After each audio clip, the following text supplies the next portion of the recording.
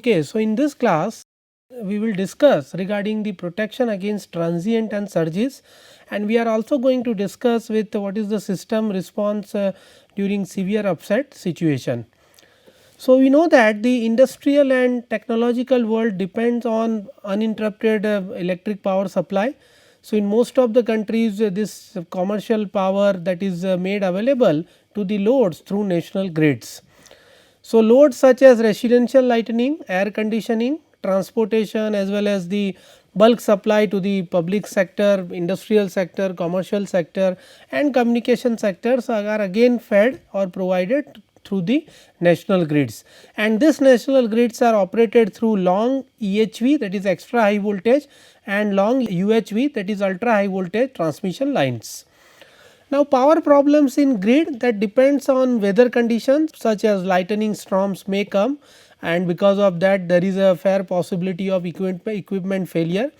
Short circuit accidents may occur, and major switching operations, that is also possible usually because of energization of several lines or maybe certain apparatus.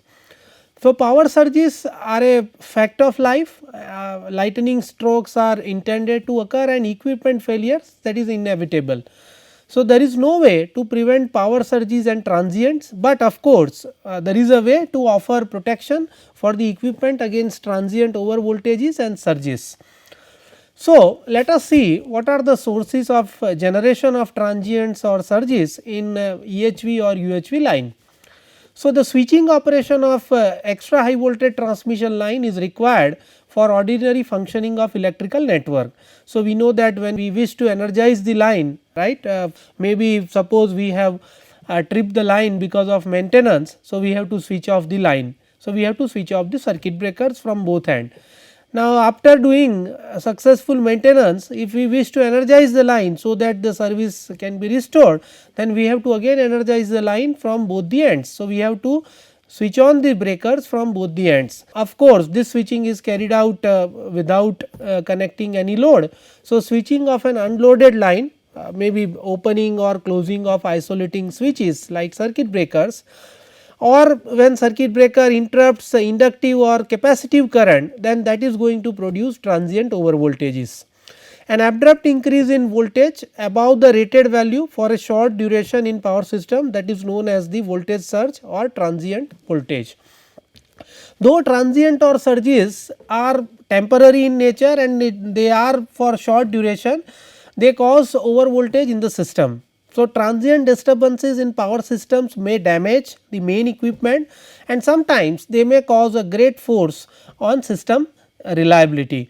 The switching surges produces in electrical system that depend on how repeatedly the routine switching operations of maybe lines or apparatus that is to be carried out or performed. So, existence of transients and surges in the system, that depends on the number of fault and its clearance as well as the changes in system parameters and alteration of system configuration. So, lightning strikes are the main source of over voltages.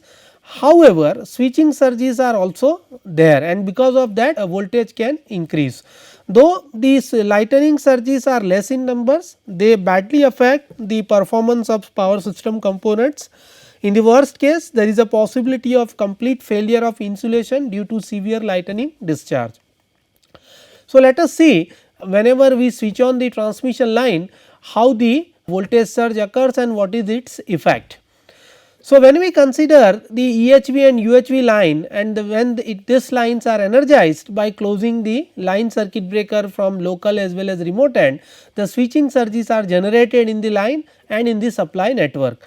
The magnitude and shape of the switching transient, that depends on transmission line and system parameters and the arrangement of network. The switching over voltages are highly dependent on the distinctiveness of the circuit breaker operation and the amount of trap charge of transmission lines during the energizing. So, when you energize this transmission line before first energization, suppose the line is already energized and then it is taken in maintenance. So, it is switched off. Now, again you are switching on the line. So, there must be some trap charge. So, that is also going to affect the what is the voltages or transient over voltages that appear, that is also going to decide by the trap charge.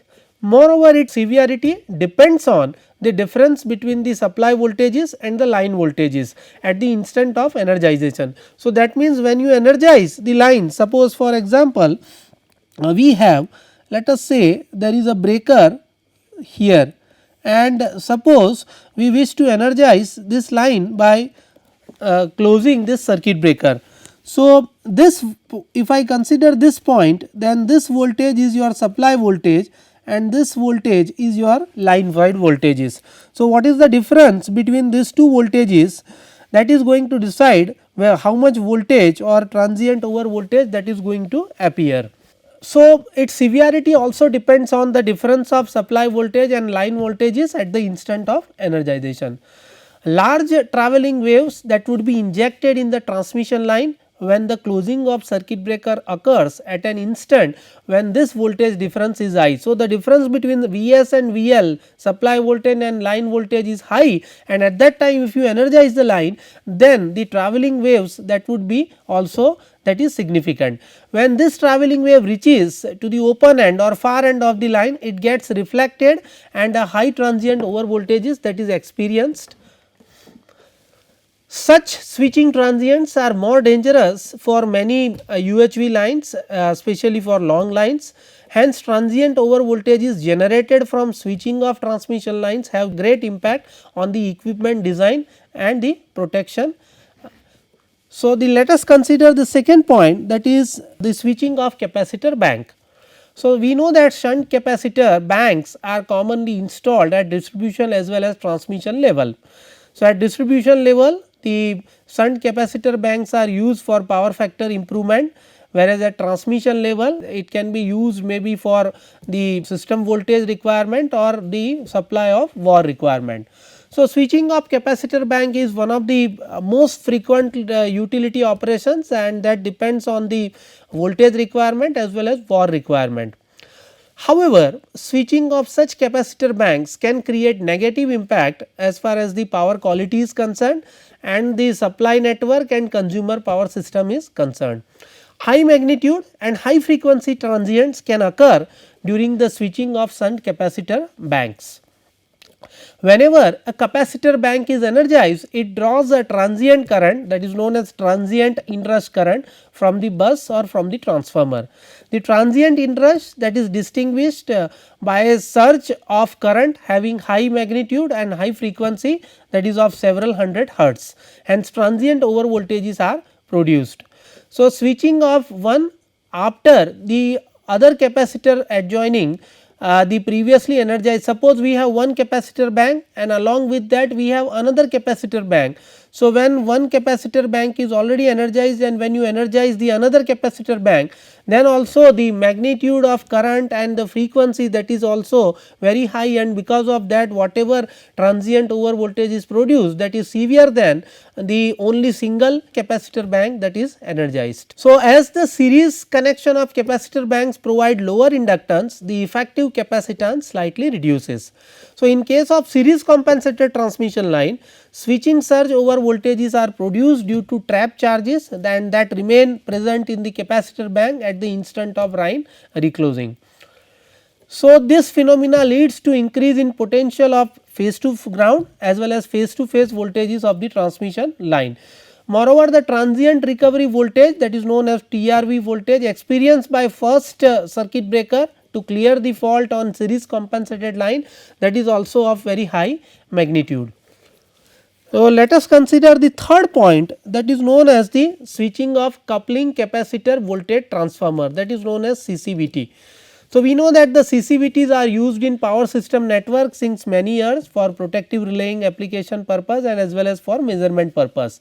So, it works as capacitance voltage dividing networks, and under steady state operating condition of the CCVT, its performance is not so troublesome. However, normal switching operation of the coupling capacitor voltage transformer, that is CCVT, can create unexpected over voltage which can affect the reliability of power system and even sometimes cause failures of one or multiple CCVT units. So, the ferroresonance in the CCVT, nonlinear behavior of the potential transformer magnetic core, the effect of stray capacitance in CCVT elements are some of the causes of generation of transient over voltage during switching operation in several maybe 220 kV or 400 kV CCVT. The fourth point, that is the switching of reactor, and because of this also the transient or surges that may generate. For the compensation of leading reactive power and also to limit the voltage rise at the remote end of the line, shunt reactors are installed in the power system network.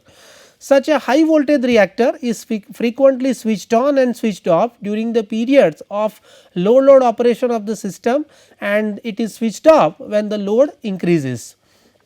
However, this situation generates high frequency transient recovery voltage at the terminal of circuit breaker. Each switching operation involves a complex interaction between circuit breaker, supply network and the load side shunt reactor. So, this interaction results in over voltage which depends on system parameters as well as the characteristic of the load. So, energization of reactors rarely generates high over voltages, but when you de-energize the reactor, then that may generate excessive over voltages. Current chopping may be current interruption before the natural current 0 comes by the circuit breaker while interrupting the small inductive current, and discharge of energy stored in the inductance of the reactor that will cause the electromagnetic transients that lead to the switching over voltages. The fifth point, that is responsible for generation of transients and surges, that is arcing ground phenomena. So, in case of an ungrounded 3 phase system during a single line to ground fault, the magnitude of current is sufficient to maintain the arc. The phenomena of intermittent arc which results in the production of transient, that is known as arcing ground. So, whenever the arc that is intermittently produced, right, that is known as the arcing ground. The transients produced by arcing ground are cumulative in nature and may cause the severe damage to the equipment in the power system by causing breakdown of insulation. The next point, that is known as the lightning strokes. So, this is also responsible for the generation of transient and surges. So, there are two types of lightning strokes, that one is known as direct lightning stroke and other is known as the indirect lightning stroke. Most surges in the transmission lines are caused by indirect lightning strokes. So, you can see that there is a waveform given here, and on this waveform is the current percent kiloampere versus the time in microsecond, and you can see that there is a wave shape, and up to this point you can see this is known as the wave front of the wave, and on the other side of this point the remaining, that is the wave tail of the wave shape, and this is the peak of the wave, and you can see the time is also mentioned, the wave front that is of 1 to 10 microsecond, whereas wave tail is beyond 10 microsecond, and whenever lightning strike comes then such type of wave shape exists. Now, the next concept, that is known as the neutral grounding. We know that the performance of the system during fault condition, considering the stability of the system and its protection, neutral grounding provides several benefits to the power system. So, that means whenever we use the generator, whenever we use any other devices, whether the neutral of the generator or neutral of the any other apparatus is grounded or not, that concept is known as the neutral grounding concept. In a high voltage system, the neutral is solidly grounded to the earth and just to limit the over voltage phenomena. So, let us consider different cases and let us see what is the effect of whether the neutral is grounded or ungrounded. So, let us consider the first case, effects of ungrounded neutral on system performance. So, under balance condition, a perfectly transposed line, the shunt capacitance to ground for each conductor is same. So, the charging currents in 3 phase are displaced by 120 degree, leading by 90 degree with the corresponding voltages. So, you can see that I have shown here one system with 3 conductors ABC, and the neutral of this point, that is not grounded, right, it is not connected, this is not connected. So, it is not there. You can see that the voltages of this ABC phase are VA, VB and Vc, and this are vectorially plotted as Va, Vb and Vc, all three are 120 degree apart. The three currents, right, that is the in A phase, B phase and C phase, that is known as the ICB, ICA, right, and the third point where the fault occurs, this current, that is 0. So, you can see that this is represented with capacitance. So, the current, that is IC and ICB, that also I have shown here, that is ICB, ICA and ICC, that is also 120 degree apart, and there is an angle difference between the VA and ICB, VB and ICC, and this also there. Now, during a single line to ground fault at this point, that is at point F, the voltage of the faulted phase reduces to 0. So, obviously, whenever fault occurs here, this phase voltage, C phase voltage, that reduces and that becomes almost near to 0. The voltage of the other two healthy phases, that increases and that will reach to the line to line voltages, and the shunt capacitor charging currents of that phase are displaced by 60 degree. So, you can see here in vector diagram the VA, VB, right, and Vc are shown here.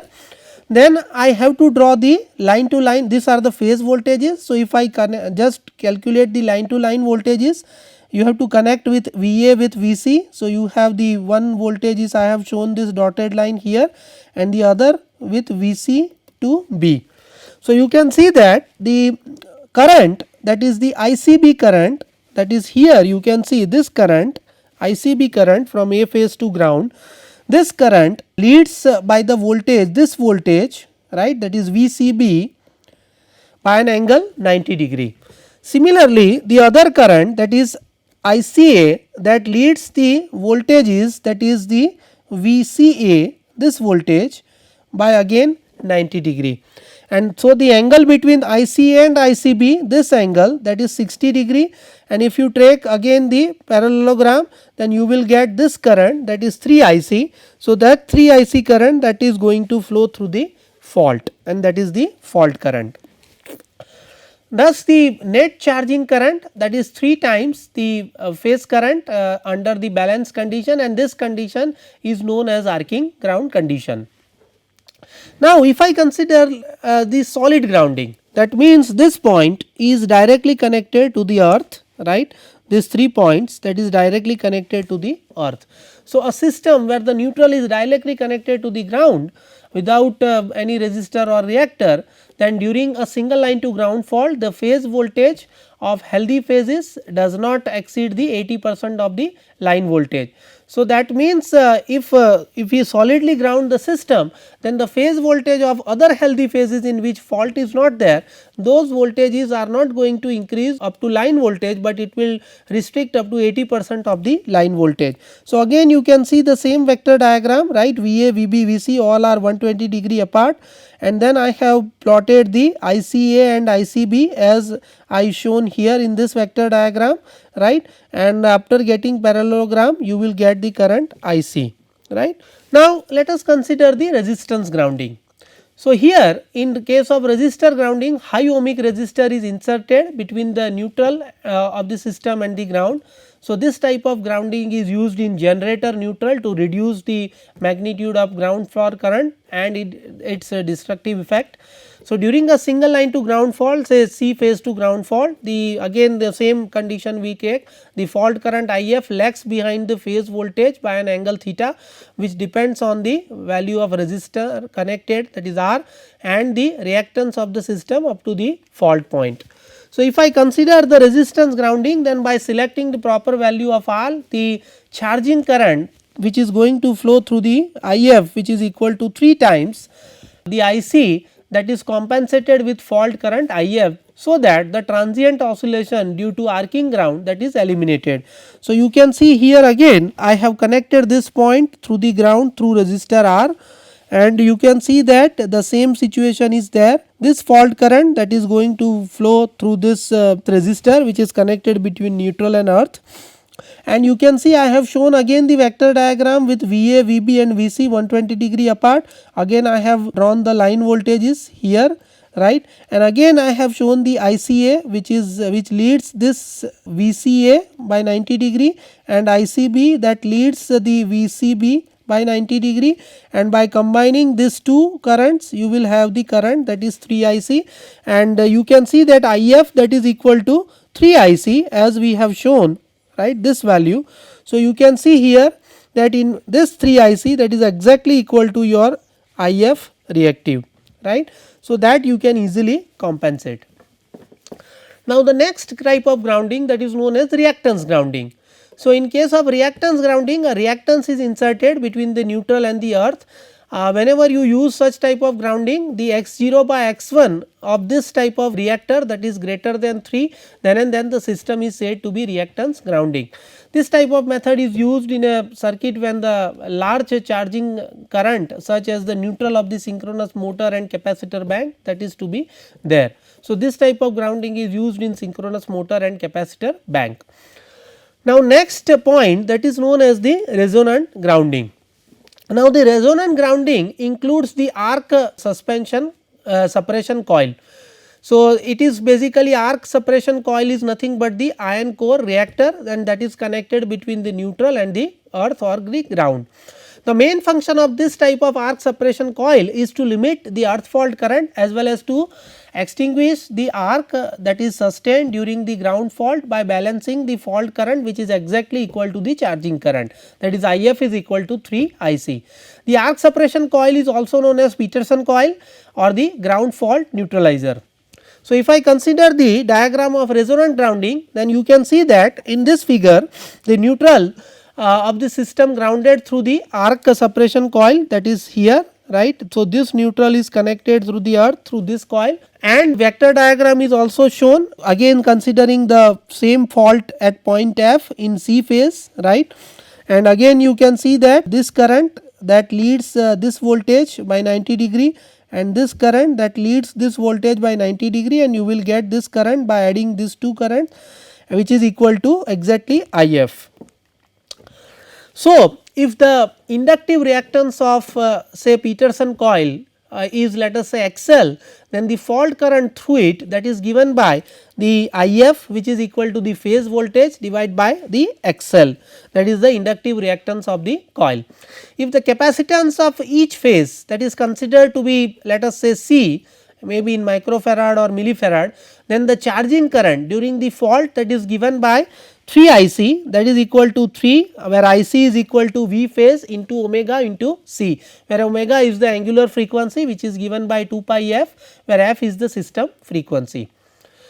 If the desired value of inductance L is inserted in the neutral circuit between neutral and earth, then during the fault IF is equal to 3 IC. So this IF that is equal to V phase by XL, and that is equal to 3 IC, that is equal to 3 times V phase into omega into C.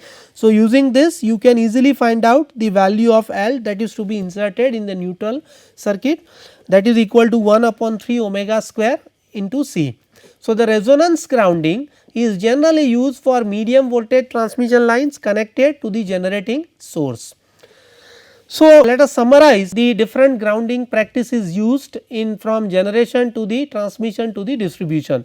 So resistance grounding that is normally used for generators, whereas the reactance grounding that is used for synchronous motors and capacitors or capacitor bank. The grounding that is to be provided to each single power source or the multiple power source as well as to each transformer in the substation also. So not a neutral of generator or transformer, that is not the floated. If multiple power sources are working in parallel in a point, which is the case in case of large generating power stations where multiple generators are connected in parallel, then they all are connected at a common neutral bus connected to the ground through a common resistor. If a number of generators are operating in parallel, then at least one of the generator that should be grounded properly. For low tension supply, maybe 220 or 440 volt, the solid grounding that is used, whereas for medium voltage up to 3.3, 6.6 or 11 kV resistance or reactance grounding that can be used. However, at voltage rating of 33 kV and above, solidly grounded neutral system, that is the best choice. So let us solve an example related to the Peterson coil. So, a 220 kV 3 phase 50 hertz 60 kilometer long overhead transmission line has a capacitance of 1.2 millifarad per kilometer. So, you have to determine the inductive reactance and kVA rating of the arc suppression coil suitable for the system to eliminate the arcing ground effect. So, with this data we need to find out the value of L, that is the inductance, which is 1 upon 3 omega square into C, where omega that is equal to 2 pi f. So, that is 314. So, you can easily find out the value of f, that is 3 into 314 square into 1.2. So, you will get 2.81 Henry. With this value of L, you can easily calculate the XL, that is 2 pi FL. So, you can calculate the value, which is 882.78 ohm. So, the MVA rating of the arc suppression coil, that is V square by 3 omega L. So, you can easily find out V is given, that is the voltage 220 kV. So, you can easily find out the value, that is 18.28 MVA. If required, you can convert it into the kVA just by multiplying the 1000. The fault current in this case, that is the phase voltage, that is VL by root 3 220 kV by root 3, and the whole divided by XL, which you have already calculated. So, fault current comes in kilo ampere, and if you multiply by 1000, then you will get the magnitude of current in ampere, that is 143.58 ampere. Now, with this discussion, let us consider the protection against surges. So, we know that lightning surges may cause serious damage to the expensive equipment, that is that we are using in the power system, maybe either by direct stroke on the equipment or maybe by strokes on the transmission line that may reach to the equipment as the travelling waves. The most commonly used devices for protection against lightning surges are earthing screen, overhead ground wires, the surge diverters and the lightning arresters. So, let us discuss each and every equipment one by one. This equipment are used for protection against surges. So, first equipment, that is known as the earthing screen, sometimes it is also known as overhead shielding. So, substations which includes transformers, circuit breakers, CTs, PTs, that can be protected against direct lightning strokes through the earthing screen. So, earthing screen consists of a network of copper conductors, generally called the shield or the screen.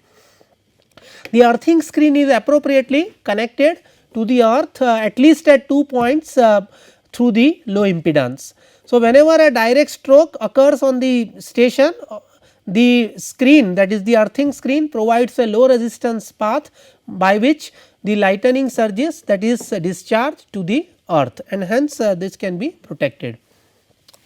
The second device, that is known as overhead ground wires. So, overhead ground wires protect transmission lines against direct lightning strokes. The effective protection given by ground wire, that depends on what is the height of the ground wire and what is the protection or shielding angle. So, both the ground wire and the line conductor that get the induced charge. However, the ground wire is regularly earthed. So, induced charge, that is drained or discharged to the earth. So, you can see here there is a transmission tower, and top of the tower we have the ground wire. So, you can see here this is the ground wire, right, shown here on the tower, and below that there is a line conductor with insulator and that. So, you can see here that the degree of protection provided by the ground wire, that depends on the value of this RE resistance, earth resistance, and the tower footing resistance, this tower footing resistance. The third device used, that is known as surge modifier or surge absorber. So, the surge modifiers comprises of surge capacitor, surge reactor and the surge absorber.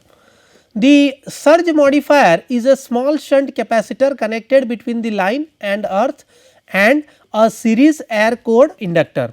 The surge absorber is effective not only in reducing the steepness of the wave, but it also reduces the effect of amplitude as the energy is dissipated by the resistance of the metallic shield. So, if I consider the surge modifier or absorber, then you can see that this is the terminal of the apparatus, let us say transformer. So, it has these 2 points, and between this point and there is a line here. So, you can connect the inductor that contains the inductor capacitor which is earth, and this is the equivalent circuit of the metal shield. So, you can say that a capacitor is connected in parallel or inductor in series with the equipment. So, this inductor and this capacitor, right, both are connected, and this is going to offer the protection against surges to some extent, right, but not the complete, it does not provide the complete protection. Before the surge can impress on a high voltage equipment, it must charge the capacitor, and reactors offer high impedance to the high frequency current. So, in this class, of course, the another last fourth equipment, that is lightning arresters, that is remaining, but that I will consider in the next class. So, in this class I started discussion with the what are the different sources which are responsible for generation of transient and surges, and then we also discuss the concept of neutral grounding, and then we started discussion with the how the protection against surges or transient that is provided, that is we started with the shielding screen and then the surge modifier and lightning arrestor and so on, right, ground wire of course. So, concept of lightning arrestor that we will discuss in the next class. Thank you.